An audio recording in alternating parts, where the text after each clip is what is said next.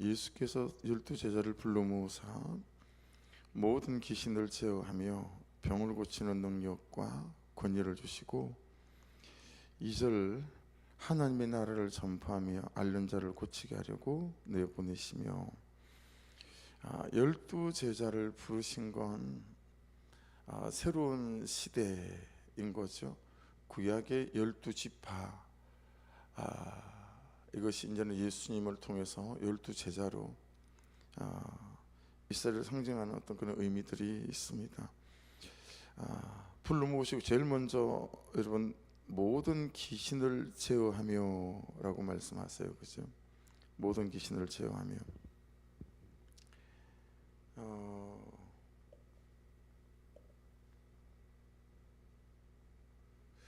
여러분 이 제자들이 누구였죠? 어부이죠. 베드로 그리고 안드레 요한 야고보 어부들이고 뭐 마태는 세리이고요. 또 도마는 목수와 어떤 석공으로 알려진 사람이고 나다니엘은 장사꾼으로 알려진 사람이기도 하고. 근데 이제 이 사람들이 제자가 됐습니다. 그죠? 제자가 되는 과정은 선택되고 예수님께서 선택하신 거잖아요. 그리고 가르침을 받죠. 양육 받았어요. 3년 동안 같이 먹고 또 같이 자고 일상을 함께 했죠. 그래서 이게 굉장히 중요하죠.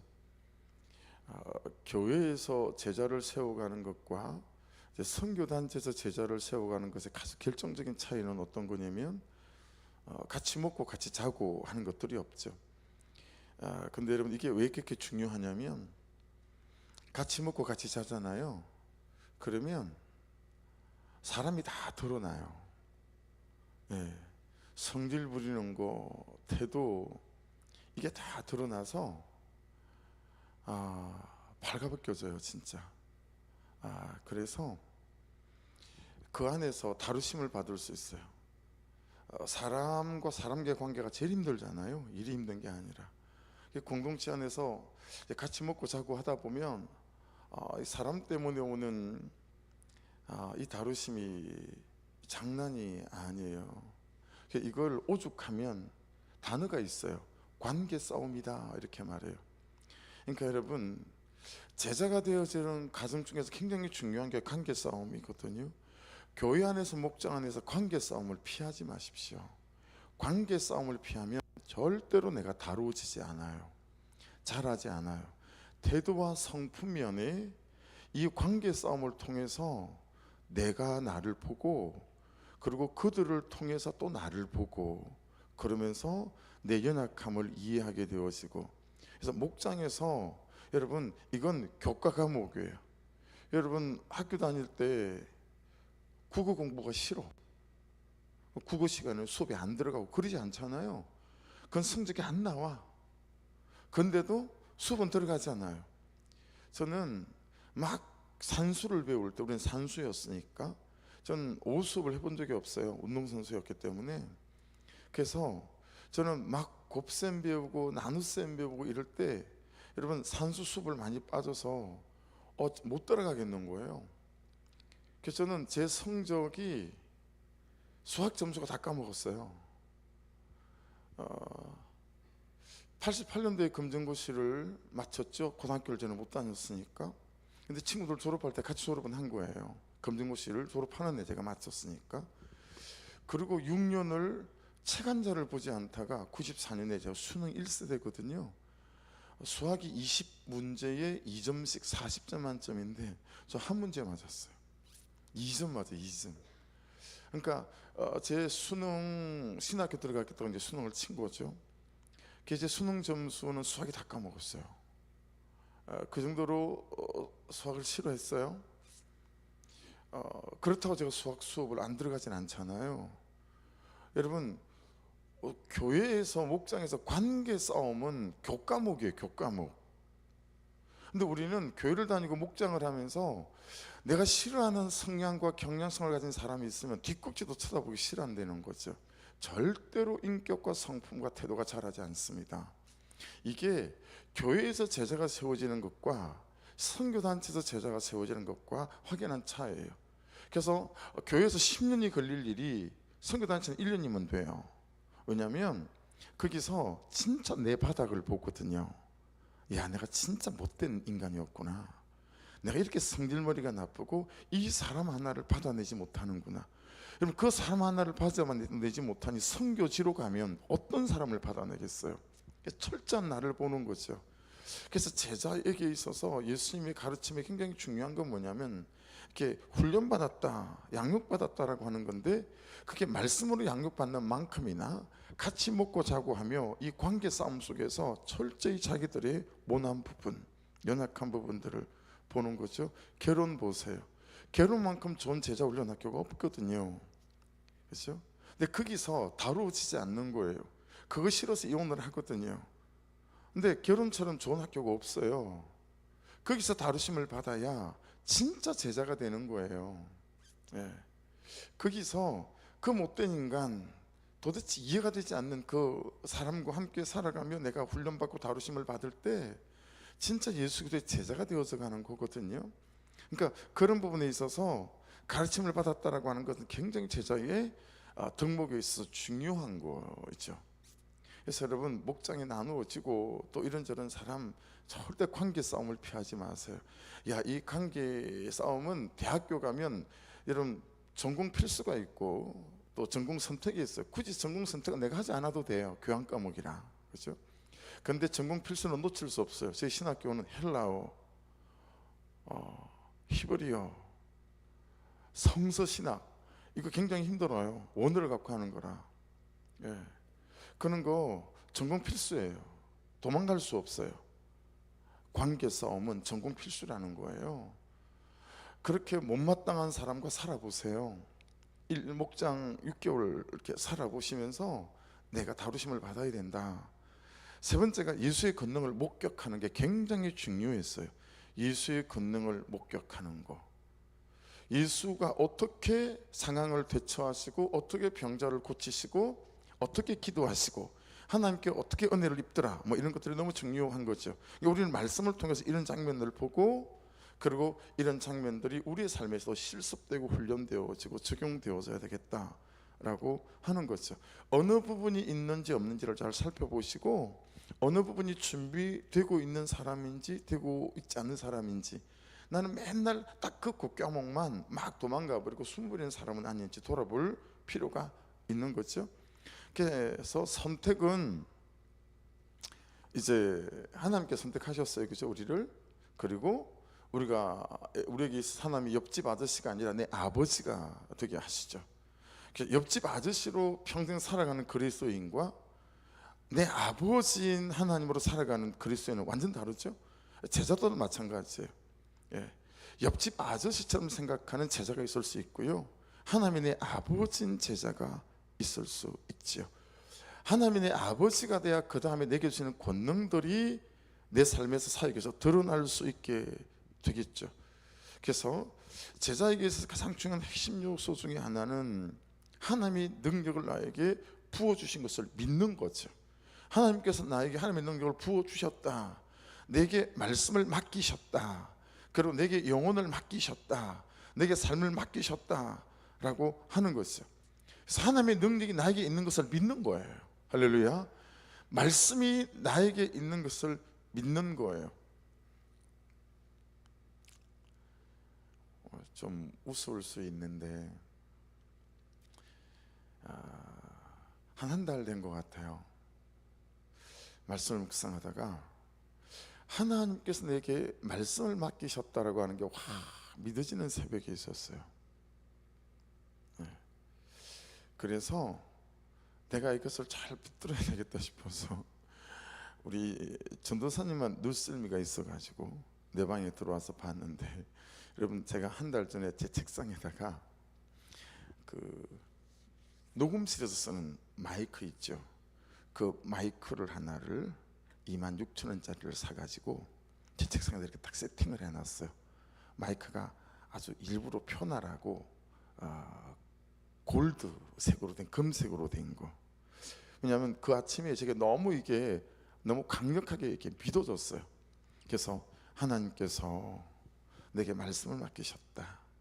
이걸 잊고 싶지 않아서 그 마이크를 사서 책상 앞에다 이렇게 세팅을 했어요. 하나님께서 내게 말씀을 주셨다. 이걸 이제 제가 붙잡은 거죠. 그래서 저는 그냥 그렇게 설교를 그 책상에서 준비할 때마다 맞죠, 하나님께서 내게 말씀을 맡기셨어. 그걸 또 보고 믿고 또 말씀을 준비하는 거죠. 여러분, 하나님께서 우리에게 능력을 부어 주셨고, 그 능력은 대단한 어떤 능력이 아니라 말씀을 살아낼 수 있는 능력을 주신 줄로 믿습니다. 말씀을 살아낼 수 있는 능력을 주셨어요. 할렐루야. 엎어지고 자빠지고 그게 우리의 삶의 일상일 수 있으나 명백한 우리의 믿음은 어떤 믿음이 있어야 되겠어요? 하나님께서 내게 말씀을 살아낼 수 있는 능력을 주셨다라고 하는 거죠. 그걸 믿고 또 하루를 살아가는 것입니다. 그래서 이 믿음이 항상 우리에게 살아있도록, 이 믿음이 우리에게 역사할 수 있도록 그렇게 하나님 그분에게 은혜를 구하고 기도하고 성령의 기름 부으심을 받는 것들은 우리에게 너무 중요한 일이다. 이거 절대 놓칠 수 없다라고 하는 것입니다.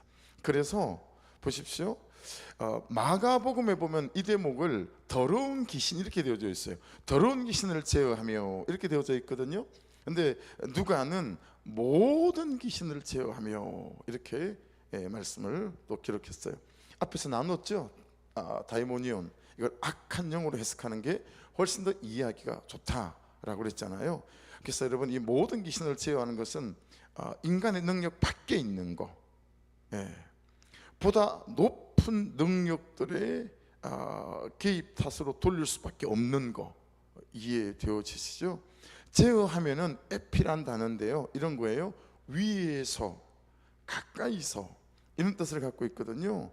해석하면 이런 거예요. 문맥상으로 따져보면, 여러분, 아이들이 갖고 노는 것 중에 무선으로 항공기, 뭐 보트, 뭐 탱크, 자동차, 이거 무선 조종으로 해서 막 하는 거 있잖아요. 더 쉽게 말하면 여러분 집에 TV 리모컨, 이게 제어하며와 굉장히 닮아 있는 유사한 뜻을 가진, 이해하기 쉽게 그런 해석될 수 있어요. 그러니까 여러분 보세요. TV 리모컨은 화면을 바꾸잖아요. MBC에서 KBS로, KBS에서 뭐 SBS로, 그렇죠? 화면을 전환시키잖아요. 여러분, 우리가 모든 귀신을 제어하며라고 하는 것은 우리가 말씀을 어떻게 따라가느냐에 따라서 내 인생의 장면을 전환시킬 수 있다. 이 생각을 해보세요. 내 인생의 장면을 전환시킬 수 있다. 제게는 어떤 거였었어요? 아들의 장례식이 잔칫날로 바뀐 거. 이야, 저는 그날만 생각하면, 그래서 제 안에 그런 믿음이 있어요. 하나님 그분에게 은혜가 부어지고 내가 그분의 은혜 안에 머물고 내가 그분을 믿는 믿음으로 충만할 때 내 인생의 장면을 전혀 다르게 전환시킬 수 있다는 거예요. 죽을 것 같아요. 죽을 위기에 처했어요. 이제 끝이다 싶은 거예요. 근데 모든 귀신을 제어하며 인생의 장면을 전환시킬 수 있는 믿음과 권세가 우리 가운데 주어졌다라고 하는 믿음을 붙잡고 내 인생과 항상 정면 승부를 펼치는 거예요. 그리스도인은 피하는 거 아니에요. 그리스도인은 숨는 거 아니고요. 그냥 벌어진 사건들에 대하여 믿음으로 정면 승부를 하는 거예요. 이게 제가 조두만 목사님에게 배운 것 중에 하나예요. 야, 목회하다가 도망가고 싶을 때가 얼마나 많은 줄 아니? 너 목회하다 보면 숨고 싶을 때가 얼마나 많은 줄 아니? 항상 말씀과 믿음으로 정면 승부해야 된다. 기도로 정면 승부해야 된다. 기도를 안 되면 금식해야 된다. 제가 조두만 목사님한테 배운 거예요. 정면 승부라는 거예요. 목회는. 신앙은 안 그럴까요? 인간의 이런저런 방법으로 여러분 이렇게 저렇게 피해가지 마시고요. 기도의 정면 승부, 금식의 정면 승부, 철학의 정면 승부, 이거예요. 그 모든 귀신을 제어할 수 있는, 인생의 장면을 전환시킬 수 있는 능력이 우리에게 주어졌다. 놀라운 거잖아요. 그렇죠? 근데 왜 자꾸 도망가고 그 인간과 떨어질 생각하고, 그렇죠? 제길 생각하고 투명인간 진급 생각하고 그러면 한치도 나아가지 못해요. 우리가 영혼을 맡은 자인데. 그렇잖아요. 안 되지만 묵상간증 한번 펼쳐보시겠어요? 묵상간증. 오늘 묵상간증이 너무 은혜가 있어가지고 보세요. 네 번째 줄. 그런데 결혼하고 아이를 기르면 내 생각대로 되지 않는 한계상을 맞이하니 불안증이 나타났습니다. 이럴 때 되게 많잖아요. 내 생각대로 되지 않는 한계 상황. 그래서 우울증이 오죠. 조울증도 오고. 그렇잖아요. 그죠? 그 두 번째 단락 보세요. 저는 치료받는 과정에서 제 삶을 돌아볼 수 있었습니다. 어려서부터 교회를 다녔지만 말씀으로 양육을 받지 못해서. 아시죠? 여러분 한 4, 5년 전에 말씀 묵상하기 전에 말씀으로 매일마다 양육받아 본 경험이 있습니까? 없습니까? 쉽지 않죠. 세상 가치관에 따라 성공을 꿈꾸며 살았습니다. 뭐든지 열심히 노력하면 하나님이 도우실 것이라는 기복신앙에 머물렀습니다. 기복신앙이 여러분 복 원하는 것 뿐만 아니라 열심히 노력하면 하나님이 도우실 거라는 이것 또한 기복신앙의 범주에 속한다 라고 하는 거죠. 그리고 그 밑에 보십시오. 그리고 소그룹 모임에서 말씀을 붙들고 치열하게 살아내는 지체들의 모습을 보며 저 자신을 객관적으로 보게 되어졌습니다. 이게 진짜 큰 은혜죠. 저는 소심한 성품과 교양으로 제 얘기를 하지 못했습니다. 제일 아래로 가보십시오. 또한 말씀 묵상이 최고의 치료 방법 되었다는 것도 나누며 삶으로 복음을 전가하게 되어졌습니다. 그러니까 여러분 나를 살리는 길이 어디에 있는가를 잘 살펴야 되겠죠. 그게 여러분 귀신을 제하고 또 병을 고치는 능력을 주시잖아요. 병을 좀 적어놔 보십시오. 노소스란 단어예요. 노소스란 단어인데 육체적인 질병은 물론입니다.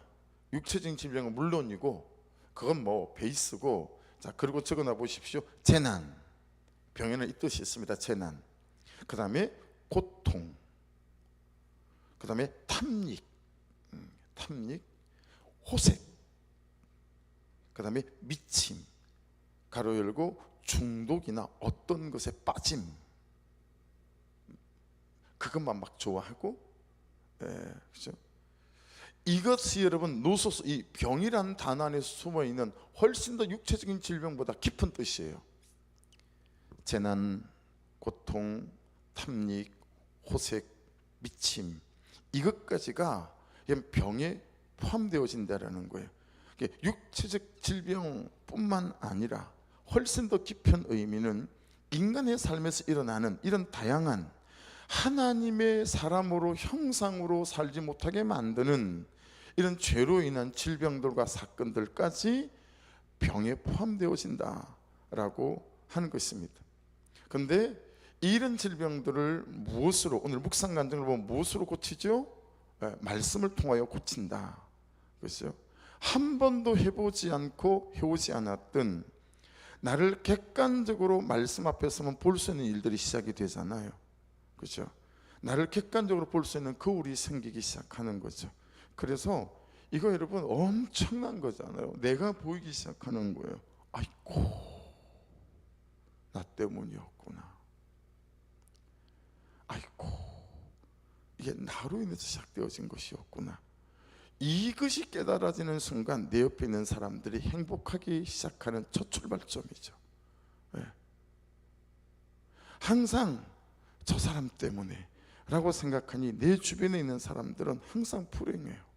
그런데 아이고, 이게 내 죄 때문이었구나. 이렇게 되어지기 시작하며 내 주변의 사람들이 이제 감격 있는 삶으로의 첫 출발이 시작되어지는 거죠. 나는 왜 이런 생각이 드는 걸까? 나는 왜 이런 마음이 있게 된 걸까? 나는 이럴 때 왜 이런 행동을 하고 이런 태도를 가지게 된 걸까? 이런 모든 것들 말이에요. 내가 나를 몰랐어요. 그런데 내가 나를 알아가기 시작하는 거죠. 내가 안 보였어요. 그런데 말씀 앞에 서기 시작하면서 내가 보이기 시작하는 거예요. 내가 숨겨져 있었고 내가 몇 겹으로 포장되어 있었고 위장되어 있었다라고 하는 거죠. 마치 눈에는 안 보이는데 엑스레이를 찍으면 다 보이는 것처럼 내가 보이고 내 상처가 보이고 내 죄가 보이고 내가 보이기 시작하는 거죠. 더 밝기, 또 더 밝게, 좀 더 깊게 내가 헤아려지기 시작한 거죠. 제가 오늘 새벽에 세어보니까 제가 살았던 작은 시골, 산 밑에 작은 시골 마을 몰티고개라고 하는 고개를 넘어가면 저희 마을이 이렇게 산 밑에 산으로 둘러싸인데, 제가 아침에 세어보니까 13가구예요. 13가구. 우리 동네가 13가구밖에 살지 않는, 제가 지금 22층 아파트 라인에 사니까요, 여러분 1호, 2호 다 보태도 44세대인데 13가구니까 시골에 집이나 큽니까? 그냥 올망똘망한 집. 그러니 거기서 또 수십 년 다 같이 살잖아요, 그죠? 결혼하기 전부터 결혼해서, 그죠? 막 사는. 그러니 집안 내력들을 속속들이 다 알지요. 모르는 집이 없이 시시콜콜한 내용들을 다 압니다. 그러니 이런저런 부끄러운 일도 다 알고 이런저런 수치스러운 일도 다 알죠. 그러니까 여러분, 동네 사람들한테 부끄러운 일, 수치스러운 일은 이제 이렇게 안 들키려고, 드러나지 않으려고 애를 많이 이렇게 쓰는 거죠. 형이 제 손가락을 부엌으로 올려놓고 망치로 내려쳐서 이렇게 손톱 바로 위에 있는 마디를 툭 자른 거거든요. 그러니 어머니 입장에서는 이런 창피 갖고 있는 수치가 없는 거잖아요. 야, 오죽했으면 형이 동생의 손가락을 잘랐겠어? 동네 사람들이 그렇게 생각할 수 있잖아요, 그렇죠? 왜냐하면 동네 사람들이 우리 형이 이렇게 악한 사람이 아니란 걸 다 알고 있으니까. 아무리 그렇다고 어떻게 자기 동생 손가락을 잘라? 그게 사람이 할 짓이야? 동네 사람들이 아는 순간 형은 형대로 저는 저대로, 이게 그냥 인간 말종이 되는 거예요. 이게 어머니가 안 들키고 싶은 거죠. 세상에 아들 손가락이 막내가 잘렸는데요, 병원을 데려갈 생각을 하지 않고 온 동네 사람들 다 알게 되니까, 거기다 제가 충분히 말하고도 남을 초등학교 4학년 뭐 이 정도밖에 안 되니까 저를 병원을 데리고 가지 않고 이 잘려진 손가락을 담뱃가루로 꽁꽁 싸매가지고요, 아무 일도 없는 것처럼 쏘긴 거예요. 여러분, 11살짜리 애가 얼마나 아팠을까요? 생각을 한번 해보세요. 진통제 하나, 항생제 하나를 먹이지 않고 일주일을 싸맨 거예요. 그러니 여러분, 제가 얼마나 아팠겠어요. 곪고 고름이 나고, 손가락이 아니라 애가 죽게 생긴 거죠. 일주일 만에 병원을 데리고 왔는데 의사가 이 다급한 저를 치료할 생각을 안 하고, 이런 상태로 애를 일주일간이나 어떻게 둘 수 있냐고 그냥 응급실에서 엄마를 혼내기 시작하는데 막 울분을 토하는 거예요, 의사가. 이게 할 짓이냐고, 사람이. 이런 애를 어떻게 담뱃재를 싸매고 일주일 있다가 데려올 수 있냐고, 당신 엄마 맞냐고 막 그러면서 막 의사가 치료할 생각은 않고 막 혈기가 나가지고 막 분을 참지를 못하는 거예요. 여러분, 이 사람은 안 그러겠어요? 의사가 막 미치려고 하는 거예요. 한마디도 안 되게 잘려졌는데요, 한마디를 더 잘라냈어요. 살이 다 썩어가지고 봉합이 안 되는 거예요. 너덜너덜 해가지고 일주일 그러고 있는 바람에 그냥 고개를 돌리고 있는데 뼈를 깎아내는 소리가 바득바득해요. 뼈를 깎아야 봉합이 되니까. 어릴 때인데도 지금 기억이 생생해요, 그 소리가. 여러분, 우리가 사는 동안에 살아있으면서 죽은 채로, 썩은 채로 살아가게 만드는 이 더러운 죄로 인한, 세상 가치관으로 인한 소심한 성품, 묵상관계에 나온, 그리고 알량한 교양, 그리고 자존심으로 인한 이런 질병들이 얼마나 많습니까? 그렇죠? 근데 그거 감추는 거예요. 얼마나 잘 감추고 나를 포장하는지가 좋은 사람이 되고, 얼마나 내가 안 그런 척하는 사람이 되어지는가가 공동체에서 인정받는 사람이 되어지고, 이 인정 중독에 우리는 어려서부터 너무 인정에 메말라가지고, 그죠? 인정받고 싶으니 어떻게 해야 되죠? 내 부족한 건 다 숨겨야 돼요. 내 죄된 건 다 숨겨야 돼요. 그러니 제가 일주일 만에 찾아간 것처럼 사실은 우리의 심령과 우리의 삶이 너덜너덜한 거죠. 그러니 그 속에서 뭐가 나오겠어요? 모든 것은 존재, 비잉에서 나오는 거거든요. 이 안에 있는 게 태도로 나오고 말로 나오는 거 아니겠어요? 그죠? 그러니 그 안을 살펴 그 죄된 것을 잘라내고 보고한 적이 별로 없는 거예요. 그러니 참 사람 사랑하는 게 어렵고 주의 말씀으로 헌신하고 포기하는 것도 어렵고, 나밖에 모르고 나를 위해 살아온 삶이 우리의 삶의 전부다 라고 할 수 있지 않겠느냐라고 하는 거예요. 혹시 제 손가락처럼 그렇게 여러분 싸매고 안 그런 쪽 숨기고 살아가는, 하지만 나를 움직이고 있는 어떤 죄, 불순종, 이런 목장에서 좀 밝히 드러내시고 우리가 가진 죄와 악함들이 힘을 잃게 만드는 그런 죄의 고백들이 날마다 더해져서 진짜 여러분이 하나의 복음을 누리고 감격하며 살아갈 수 있는 그런 은혜가 있으면 너무 좋겠습니다. 여러분, 자, 박스 한번 쳐볼게요. 네. 2절 가보십시오. 하나님의 나라를 전파하며, 그 박스를 치고요. 두 번째, 앓는 자를 고치게 하려고 내보내시며. 이것도 주시고 저것도 주시고 막 다 주시는데 그 목적은 하나예요. 하나님의 나라를 전파하며, 그리고 앓는 자를 고치고. 네. 여러분, 하나님의 나라가 뭘까요? 하나님의 나라, 있는 나라 아세요? 있는 나라에 살아보신 적이 있으세요? 근데 성경에 보면 이 하나님의 나라를 살아가기 시작하는 사람들이 있어요. 삭개오, 세리로 돈, 너무 괄세 받으니까 돈이라도 있어야 떵떵거리고 살아가니까, 그렇잖아요. 이건 시대를 뛰어넘어 지금도 똑같은 생각이잖아요. 내가 못 배웠지만 돈 있으면 꼼짝 못 하겠지.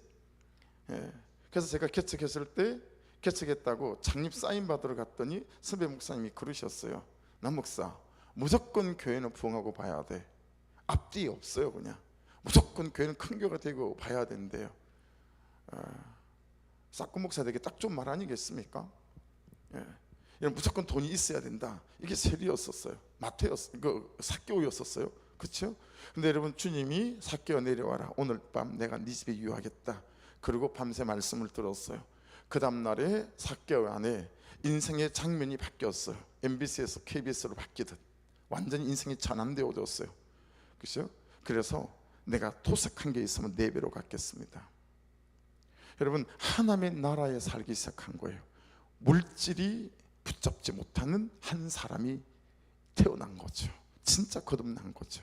그렇죠? 사람들의 인정이 붙잡아낼 수 없는 자유한 복음 안에서 이런 사람이 시작된 거예요. 이게 여러분 하나님의 나라에 사는 거예요. 네, 하나님의 나라에 사. 여러분, 사도행전 2장 4장에 보면 하나님의 나라에 살기 시작한 수천 명의 사람들이 나오죠. 솔로몬 행각 앞에 베드로의 설교를 듣고는 어찌 않고 제가 어떻게 해야 됩니까? 회개하고 세례를 받아라. 회개하고 세례를 받으며, 여러분 누가 그 얘기를 하긴 했습니까? 근데 그리 살아오지 못한 삶이 깨달아져서 밭을 팔아 교회에 그냥 갖다 놓는 거예요. 통 안에. 그러면 또 그 식구들 중에, 교회 성도들 중에 100원이 필요한 사람은 100원을 하나님 앞에서 하나님을 경외함으로 갖다 쓰고, 150원이 필요한 사람은 딱 150원 하나님을 경외함으로, 이 하나님을 경외하는 세상에 살아가기 시작한 거죠. 이게 하나님의 나라에 사는 거예요. 하나님의 나라는 저 천국을 말하는 게 아닙니다. 은혜로 살고, 믿음으로 살고, 감격으로 살고, 죄를 이기며 살고, 나를 이기며 살고, 세상을 이기며 살고, 사단을 이기며 살고. 할렐루야.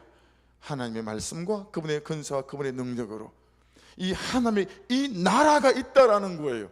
얼마나 감격하고 살아갈 수 있는지 모르는 이 나라가 있다라는 거예요.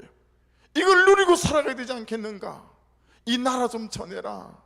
못 배웠다고, 가지지 못했다고, 병들었다고 이 고통 속에서 살아가는 사람들에게 이 하나님의 나라를 전하라는 거예요. 네, 그렇죠? 그리고 그 앓는 자들, 육체적인 질병뿐만 아니라 앞에서 나눴던 그런 자들을 고치시라고 내보내셨다. 6절 가보십시오. 제자들이 나가 각 마을에 두루다니며 곳곳에 복음을 전하며. 네. 좋은 소식이죠. 굿 뉴스. 그렇죠? 유앙겔리온이라고 하기도 하고 유앙겔리조라고 하기도 해요. 그래서 어제 그제 아침에 차에 타는 순간 탁 나왔던 그 찬양처럼 죄짐 맡은 우리 구주 어찌 좋은 친구인지. 이야, 내 죄짐을 다 맡아버리셨으니. 예. 그 순간 참 하나님의 자녀로 또 하나님의 나라로 들어가는 문이 열리는 거 아니겠어요? 여러분, 오늘 말씀은 여러 가지가 많아요. 3절 같은 경우에는 아무것도 가지지 말라, 지팡이나 배낭이나 양식이나 돈이나 두부로도 가지 말며, 마가는 지팡이는 가지라고 했거든요. 근데 누가는 지팡이도 가지지 말라 이렇게 말씀을 또 기록했어요. 어떤 얘기인지 아시죠? 전적인 하나님이라는 의지인 거예요. 야, 제자는 전적으로 하나님만 의지해야 된다. 오늘을 사는 우리라고 다르겠어요? 전적인 하나님의 의지, 그것을 우리의 삶에서 눈으로 보고 살아갈 수 있는 방법은 말씀을 의지하는 거죠. 말씀에 따라 살고 말씀대로 사는 거, 이게 여러분 제자로서의 세상에 파송되어지는 우리의 부르심이다 라고 하는 것을 알 수 있습니다. 여러분, 오늘 말씀 깊이 묵상하셔서 정말 내게 맡기신 게 어떤 건지를 잘 살펴보시고 여러분 순서를 잘 바로놓는 그런 은혜가 있기를, 정말 하나님의 공급하심을 의지하는 것 아닙니까? 전적인 의지, 만나처럼 말이죠. 그래서 무엇보다도 너희로 이 모든 것을 하나님께로부터 공급받을 수 있는 너희 자신을 잘 준비하고 살아야 된다라는 메시지가 또 하나 안에 녹아 있어요. 그래서 항상 하나님 그분으로부터 공급받을 수 있도록, 그렇죠? 그리고 맡기는 거죠. 하나님께 맡기는 거, 과정에 성실하고 진실한 거, 이 말씀들이 오늘도 저와 여러분들을 붙잡아서 하나님의 나라에서 살아가는 이 하루 될 수 있기를, 그 어떤 것도 나를 손 못 대는, 정말 말씀에 직면하여 내가 보여서 내 죄를 토해내고 고백하고 모든 죄를 힘잃게 만들므로 이 하나님의 나라에서 감격하며 살아가는 이 하루가 될 수 있기를 주의 이름으로 마음을 다하여 축복합니다. 기도하겠습니다.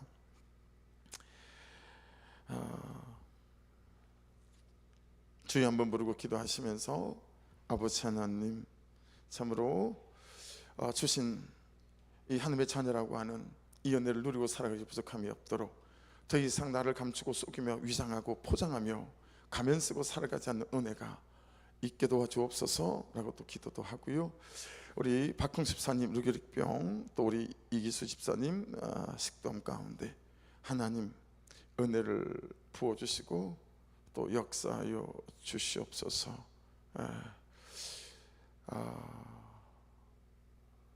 기도하시고 오늘부터 중고등부 또 청년연합 수련회 시작합니다. 아버지의 모든 과정 가운데 은혜 위에 은혜를 더하여 주시옵소서. 정말 우리 아이들이 예수를 만나고 통회하고 차복하는 수련회가 될 수 있도록 우리 교회를, 우리 청년들과 우리 학생들을 불쌍히 여겨주시고 긍휼히 여겨주시고 살려 주시옵소서. 이 기도로 오늘 새벽을 좀 꽉 채워주시기를 간절히 부탁합니다. 우리 주여 한번 부르고 같이 기도드리겠습니다. 주여.